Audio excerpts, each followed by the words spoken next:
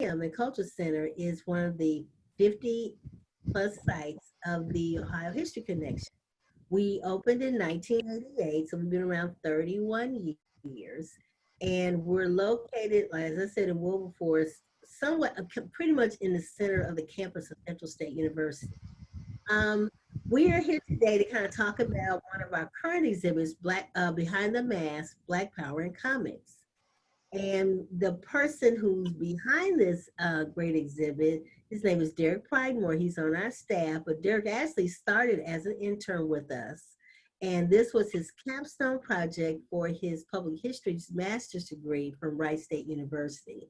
So it started out a lot smaller, and then we basically expanded the exhibit due to Derek's passion, as well as finding additional information. We had a great opening exhibit. I think it was in May of 2018. We even had the production designer from Black Panther, Hannah Beekler. She came, and because she's a Wright State, she attended Wright State. She's a Centerville native, and it was so nice. And she came for free, which was amazing. And so we had a really great opening talking about the whole idea about Black comic art and Black comic artists. And last October, we also held, I call it a mini Comic-Con, for people we had a gathering of probably maybe about 100, 150 people that came as kind of like with vendor space, as well as we had workshops. And I'll let Derek, you might want to talk a little bit about that. But pretty much it was a great event. Unfortunately, we wanted to do it again this year, but we may have to wait and do it next spring due to the health emergency. Well, so with all that aside, I want to go ahead and let Derek jump in. Derek, again, is our curatorial assistant at the National Afro-American Museum. Hi, Derek. Hi, Geraldine. Can everybody hear me okay? Yep, we can hear you. Okay, good. Okay, so thank you for the nice intro, Geraldine. My name is Derek Pridemore. I'm going to give a little bit of background on myself, just so you know why I did this exhibit. I owned a comic book store. I collected comics my whole life. When I was a kid, I really jumped into comics as an escape from life. A lot of my friends were too. This is back in the 90s, and I just really loved comics. I loved collecting them. I loved reading them. And then when I got older, I was able to save enough money to open a comic book store. That was in 2008, which was really bad timing to open any kind of business. So I closed about 2 years afterwards, but the experience was very fulfilling, and I'm glad that I did it. So coming into as an intern at the museum, I had to have an idea for an exhibit for my capstone, and someone suggested to do comic books, but do Black comic book characters. I thought that I knew almost everything there was to know about comics, but I was very wrong because as I did the research for the exhibit, I really found out, just like with American history, how whitewashed and how kind of suppressed Black comic book characters have been in comic book history. And the effects of that are felt even to this day, with very much lack of representation, as you'll see. So let's get into the presentation. Well, Derek, while you get prep for that, let me ask for the first poll question. Oh, go ahead. We have like 3 questions we're going to ask during the presentation, so I'll just jump in. So our first poll question is, have you ever visited the National Afro-American Museum and Culture Center? We just like to know, because we are going to reopen on July 29th, hopefully. Nothing else happens, but that is so. It's great that we have, majority of you have not visited us, and we're about 60 miles from Columbus, so it's like a day trip. You can stop at the outlet mall on the way back, or go to Yellow Springs for lunch. So it's really a fun trip, so we hope we can welcome you after we reopen on July 29th. We're open Wednesday through Saturday, 9 a.m. to 4 p.m. Okay, I'm done with the commercial. Thanks. All right, go right ahead, Derek. Okay, as soon as okay, there we go. Okay, so comic books and comics, I wanted to get it right out there at first. They're an American invention. The whole idea of comic books and comic strips really started in America from the political cartoons that were happening in Europe. But many people don't know that African Americans were involved in the very early days of comics. And one of those people was George Harriman. He was born to a Cuban mother and an American father, so he was very light-skinned, and this afforded him a lot of leeway and a lot of access in the early 1900s. And this was like right after Plessy v. Ferguson. This was the separate but equal era. So he had a choice to kind of live in that, white passing life. And he did. So he had access to homes that Black people didn't. He had access to places and people that Black people didn't. But the thing about George Harriman was, while he chose that life, and he could have been comfortable and not dealt with any of the racism that was happening at the time. He could have chosen to just be comfortable and do his cartoons and comic strips. But he chose to, for 30 years, he chose to critique and analyze racism in America from his perspective as a cartoonist. And how he did that is what makes him kind of this trailblazing legendary figure in comics. So the art style, that's one thing. It's very abstract and very kind of absurd and kind of a strange style. If you know Dr. Seuss and you can picture that in your mind, Dr. Seuss got a lot of his influence from George Harriman, and not many people talk about that. If you see any kind of examples of the backgrounds, things like that, a lot of that is very, very abstract and very kind of whimsical is a word I would use. Bill Watterson from Calvin and Hobbes really loved George Harriman. Many, many others always name him as an influence. So let's go next slide. So this is just a very small example of how George Harriman was really breaking the rules of what comics should be at the time. These are his characters. These are, he did this for 30 years. He did other comics, but he mainly did this Crazy Cat comic for a very long time. So his main character, Crazy Cat, the black cat there. You have Ignatz the mouse, and you have Officer Bullpup, which is the little dog there. He's a little police officer. So the main gag is that the mouse hates the cat and always throws a brick at its head, and then the pup arrests the mouse. So right away he's kind of tossing everything into the air, because usually it's the cat going after the mouse and the dog going after the cat. So right away he's throwing everything into the air, making things very different, and that was different at the time. Usually you always had the cat and the mouse doing normal things.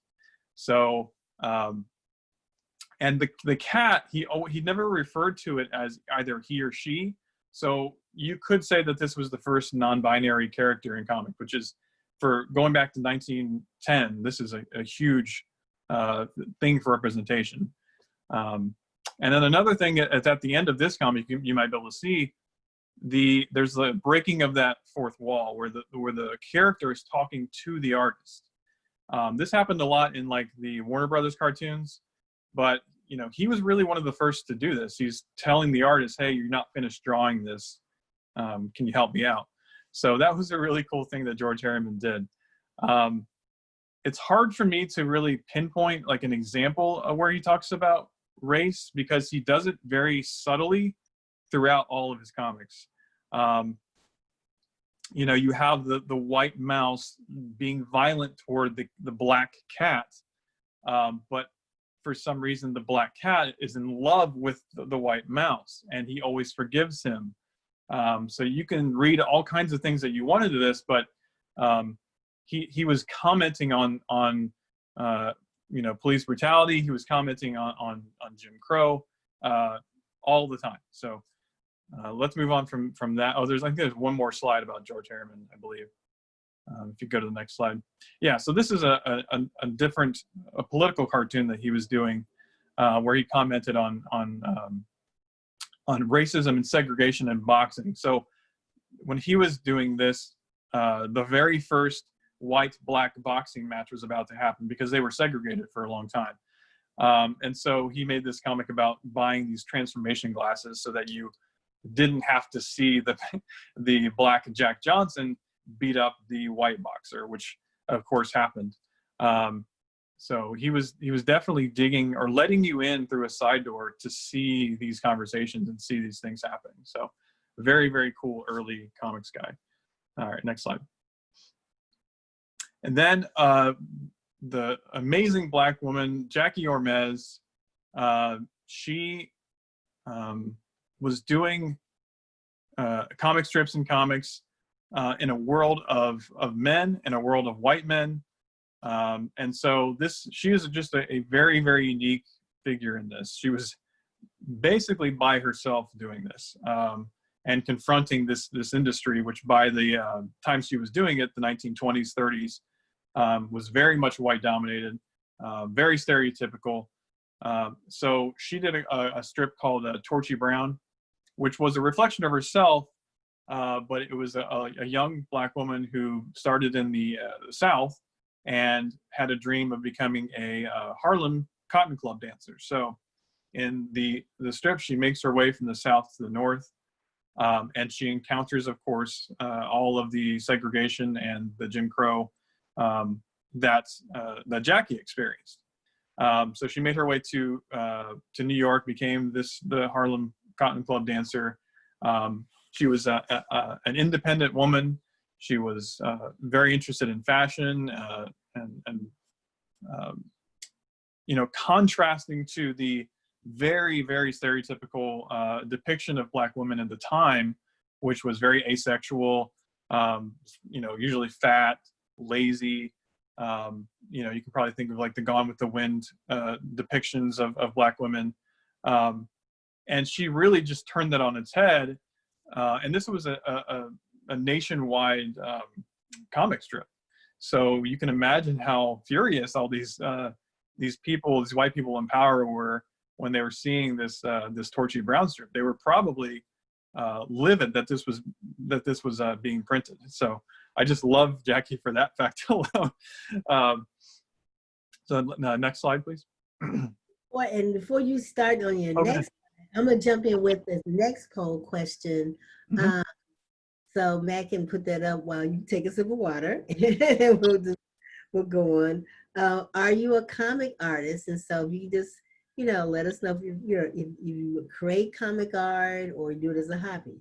Okay, 100% of the people so far are not comic artists. Okay, we just want to know that because in case we can reach out to you again to kind of schedule whatever the program we may have associated with our Behind the Mask exhibit. Okay. Yeah, that's a good question. Great. Thank awesome. you. Okay, so this is an example a very small example of one of Jackie Ormez's Torchy Brown comic strips. This is only 2 of the 4 panels, but they're hard to find nowadays, and so they're not really scanned very well either. So this is the best I could find. But she's on her way to the north, and she jumps over this fence to get into this train station, and she gets onto the train, but she's comes to this sign that says, colored one side, white the other side. But she's in her very snarky, sarcastic way. She decides she's going to break the rules, but she's going to be very, she's going to say, I'll just pretend I can't read. So she's not going to just be very aggressively confronting. She's going to play the innocent and use her smarts to get to where she's going, and that's what a lot of Black people had to do back then.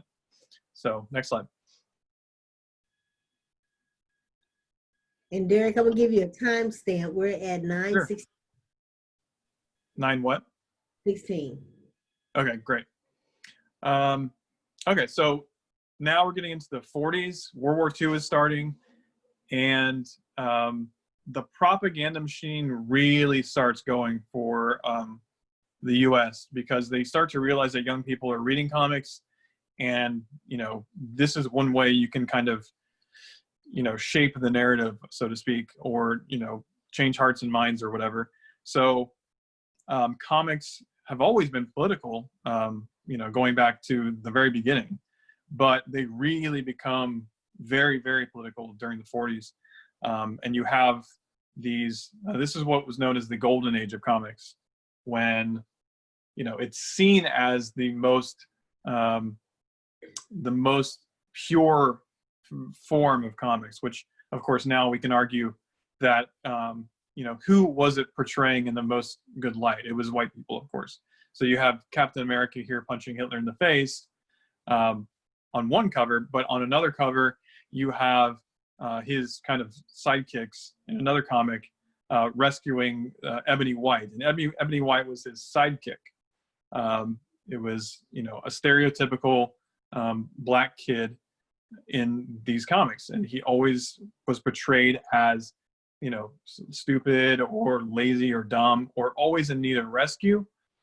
And so you can kind of see the dichotomy here of, showing this heroic side of America with the whiteness, and then at the very same time, showing this, we are superior to these, silly black characters.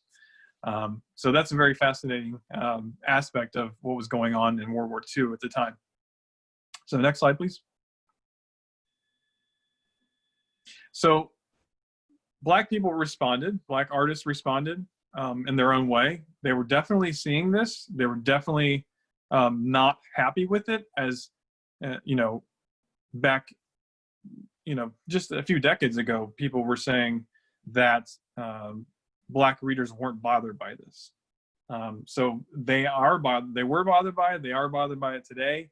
They eventually got the Ebony White character totally transformed to be a normal looking character. But they responded by creating their own comics, whether they did this at home or whether they made their own comic company. And so Orrin C. Evans was one of those people. He was a journalist. In '47, he gathered the artists and journalists he knew from newspapers, and he said, we're going to make our own comic, and we're going to look normal in these comics.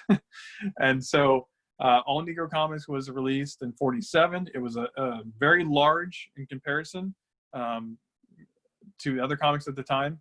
There was lots of stories in there, and it was a very promising start. But unfortunately, that was not to be allowed by the white comic book industry. They denied his company paper and ink. I don't know how they did this, but this is the story, is that they denied the paper and ink sales to them. So they ran out of supplies very quickly. And then they were not able to produce their comic anymore. So they only made this one issue. It's very, very rare to find one. Some of them are in museums. And then another example is Negro Heroes. And this was kind of a collection of what J.A. Rogers was doing in the pages of the Pittsburgh Courier. He was highlighting African-American heroes and explorers and scientists and things like that in the pages of the Pittsburgh Courier newspaper. So they were responding, and they were fighting back and protesting in their own way, and this is how they did it. So next slide. Okay, so into the 60s, civil rights era, people, African Americans especially, black readers, were at this point fed up with not seeing themselves in comics, and they were furiously writing letters to DC Comics and Marvel Comics, Dell, all those comic book companies, and they were saying, we want to see ourselves. We want a black superhero. Marvel was the first to really respond to that with a black superhero, with what everyone knows today as Black Panther. There was a little known character called Waku, Prince of the Bantu, in the 50s, but he wasn't around very long. But he was technically the first Black hero in comics, you could say. And then Lobo was a Western comic, so not technically a superhero, but he had his own title, which was he had his own comic book, and he was the first to have his own comic book. So that was a pretty cool thing back in the 60s. So the problem remained, though, that these characters were still being created by white people. So it was great that there was more Black characters, but you know, the representation wasn't totally there yet. So next slide, please. So going into the 70s, this was when, and this is called the Bronze Age. Comic books have their own terms for these eras, so to speak. So the Bronze Age was happening at the time of what was known as Blaxploitation in films, in books. You know, you can think of I can't think of the name now, but a lot of the films at the time were there was a lot more Black actors. Go ahead, Geraldine. Like the Mac or Shaft. Well, Shaft Yeah, was yeah. Yeah, right. Yeah, okay. Yeah, and Pam Grier's characters. Foxy Brown. Yeah, yeah. Coffee. Yeah, I know. See, I'm showing my age. Sorry.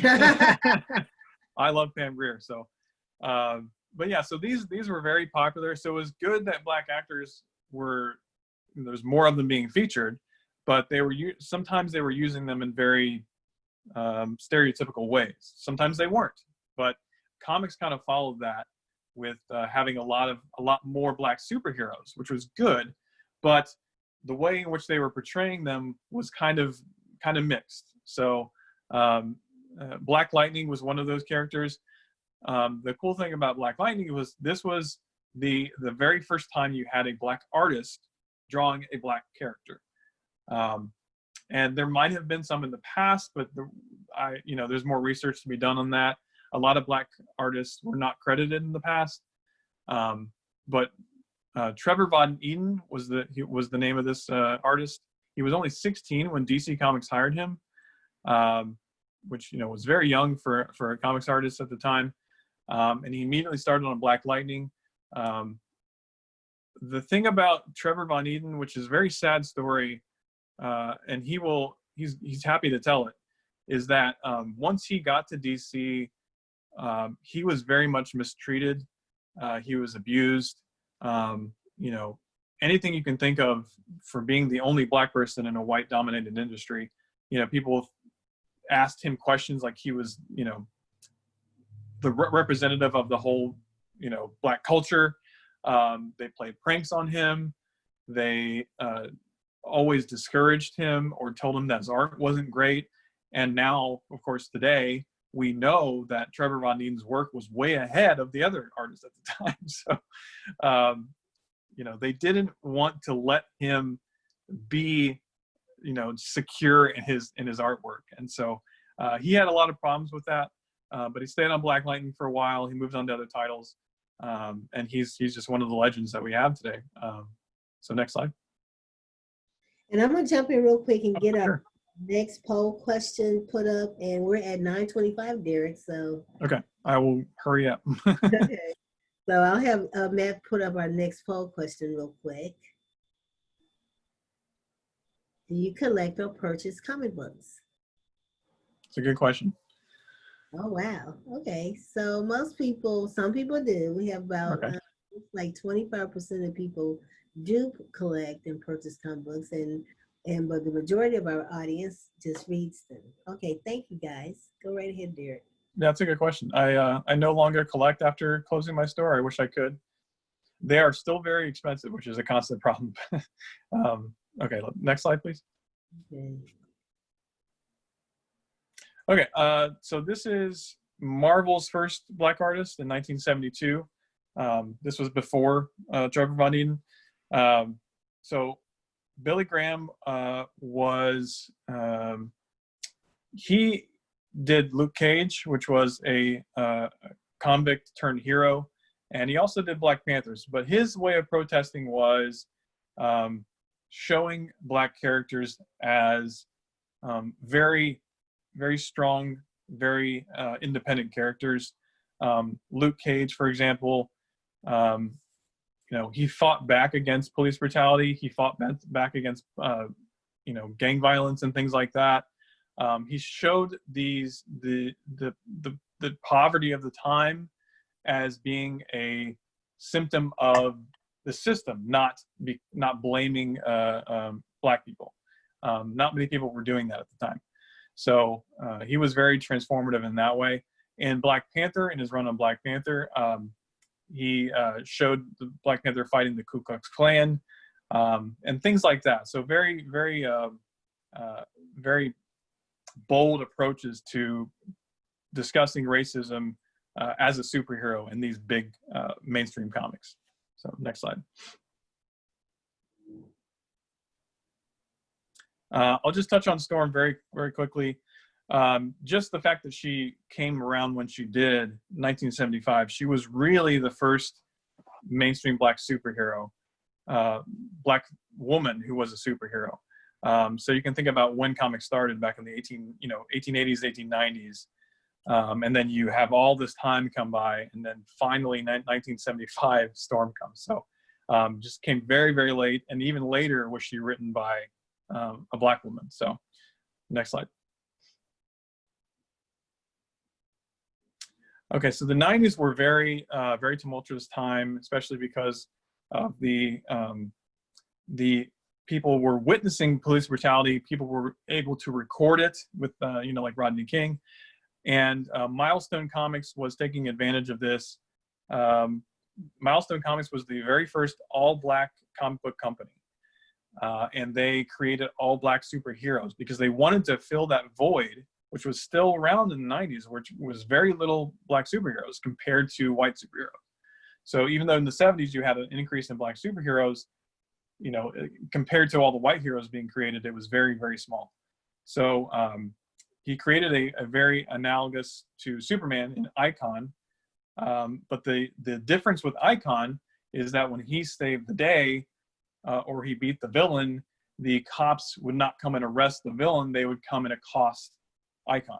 They would come and say, "What are you doing here? Who are you?" Whereas Superman never got those questions. Superman was always able to. He was always a friend of the police instantly. So they were definitely looking at this mirror view of the police and its relation to Black superheroes, which was very neat at the time. Next slide, please. And I want to mention very quickly, because I had it in the title, that comic companies in the 90s were very much on the verge of financial collapse. And I do think that with more representation comes more customers.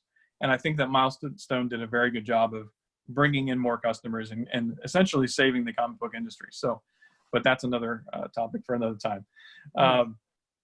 So Ta-Nehisi Coates was mentioned in one of the questions, and he was responsible for bringing in a lot of Black women artists into comics. And these are two of the very first ones, Roxane Gay and Yona Harvey. Because you had Black characters being created in the 2000s, but they weren't being written or drawn by Black women, which was very, very problematic. So, and again, 2017 was the very first time that Marvel had a Black woman artist. And so think again about all the history that we've gone through. And it wasn't until 2017 that Marvel had representation for Black women in their artist pool. So, things are changing rapidly, but it's very, very slow to happen, it seems. And a lot of people are not happy with that. So next slide. So coming out of the Marvel DC sphere, there's a lot of Black independent comics. And these are just, self-published or very small comic book companies. And those have exploded after, Marvel and DC have kind of solidified in their own genres. So if you are looking for what to go, if you're reading comics and you say, well, I can't read Coates anymore on Black Panther, I think was one of the questions, where do I go from there? There's so many great, amazing, independent comics coming out. These are just three of, so many that I can think of. So definitely, do some research on that. There's Black comic book conventions happening all around the country. The artists are, the sweetest people in the world. Go ahead. Is it the SoulCon, which is part of I guess, Columbus Comic Con, I guess. I Yeah. don't really, yeah, so then I think that happens in October. SoulCon's a great example of that. It's all Black and brown comic artists. You're not going to have a better time if you go to one of these things. You're going to find, comics you like. You're going to be able to speak to the artist directly. They'll do a sketch for you. These are the kinds of things that I love as a comic book fan. But I didn't know anything about this whole other world of Black and brown comics until I started doing this exhibit. So I've discovered my own favorites since then. So yeah, that's great. So next slide, please. So we're almost done. So this is one of the last few slides. So getting away from just doing the comics themselves, comic book stores, and me being a former owner, I could tell you that it was a very white dominated industry itself. These brick and mortar stores were always run by, you think of the Simpsons and that stereotypical character, comic book store owner. Like that was what it was. Very, very rude, kind of know-it-all geeks. And it wasn't really a safe space for Black comic book fans. It really wasn't. So now you're seeing more Black-owned comic book stores coming out. And the first one was in 2015 with Ariel Johnson up in Philadelphia. And she was doing so well that she made her way into a Marvel comic. So that was really cool. And then in Ohio, next slide, we actually had a really great story with Alan and Nia Harrington. They opened their store, Crazy Comics, in Columbus. They told a really great story about meeting Stan Lee, who was Marvel's character creator at the time, back in the 30s and 40s. So he was a minister, apparently, and they asked him to marry him, and then he did, which was a really cool story. And then they opened their comic book store together. So this is, this is the dream couple. This is their dream of opening a store. I'm very jealous of them for being able to do what they want to do and then just live, like have a comic book store as their career. That's just a cool thing. Not that I don't love my career. Thank you very much. But I've been to their store in Columbus. It's super great. It's it's cozy. It's comfy. You go and visit, and they're so welcoming, and they're so it's just an amazing place. And so you'll find any kind of comic you want, from new to old. And they're just the nicest people. So we had them at our mini Comic-Con last year, and they did very well. So always happy to talk about them. So go support them. We talk about, especially nowadays, supporting Black businesses. Well, here's one right in Columbus. Go check them out. So I think that's the last slide for me. I want to say thank you very much to everybody. I think we have questions, though. Yeah, I think you talked about the where should I turn now? That time codes, his writing of Black Panther. So we touched on that. The other question was, would you be able to interview available for an interview for a student for their History Day project? Yeah, I think that'd be great. I would love to do that. So whoever asked the question, they can reach out to Derek. The last slide has his email address, and we'll definitely do that. We love talking to people outside the museum. So, if you have a program at your church that you'd like us to do, we'd be more than be able to do that. Once the pandemic, I'm not going to send everybody out. Once things kind of calm down, we're happy to do any kind of outreach activities. And again, I want to thank Derek and Matt and you for joining us today during this session. And, we hope you visit not only our site, but all the great sites of the Ohio History Connection. So thank you. Yeah, thank you very much. The exhibit is still up, so come see it when we reopen. Yep.